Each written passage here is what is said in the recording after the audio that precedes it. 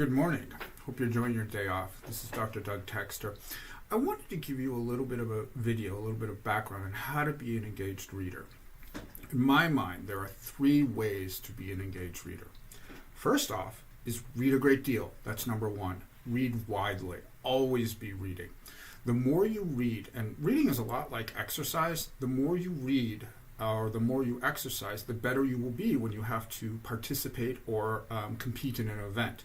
Think of reading a book for a class as the main event. Reading all the time will make you stronger. Will also give you a sense of what ideas are out there as well. So in addition to the reading you're doing for me, do as much reading outside of class as possible. And I don't say this just because I'm an English professor. Statistics tell us that CEOs of major corporations read 2 books a week, not a month or a year, but a week. They know everything about their field. And they get very high salaries. So the more you read, the better your career is going to be, and the better reader you will be when it comes time to engage a text for a class. So 1, always be reading. 2, look up everything. When you are reading something and you come to something you don't understand, instead of just going, oh, I'll ignore that, look it up. It could be very important for you to understand something. That means a word, a phrase, or a historical allusion. And you're going to encounter a lot of things you don't understand in this book, in Milagro Beanfield War. So look things up. You might want to keep a little reading journal as well.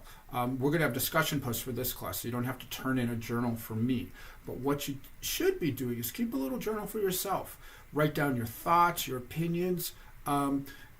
Also, write down things that you don't understand or want to ask me about. So always be looking up things and always be writing down things that are unfamiliar to you so you can ask a question about them. Okay, so that's 2. Third one is seek to understand, not to judge. Books are a lot like people. When we first meet a new person, sometimes we want to start judging immediately. Oh my God, they're terrible. Oh my God, they're great. Don't do that. Think first to understand them. Why do they say what they say? Why do they do what they do? Same thing with a book and its author. Seek first to understand what they do before you judge. For example, as you're reading Milagro Beanfield War, no doubt you are noting that the author jumps back and forth between characters.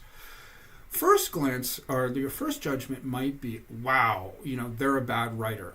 They're confusing me.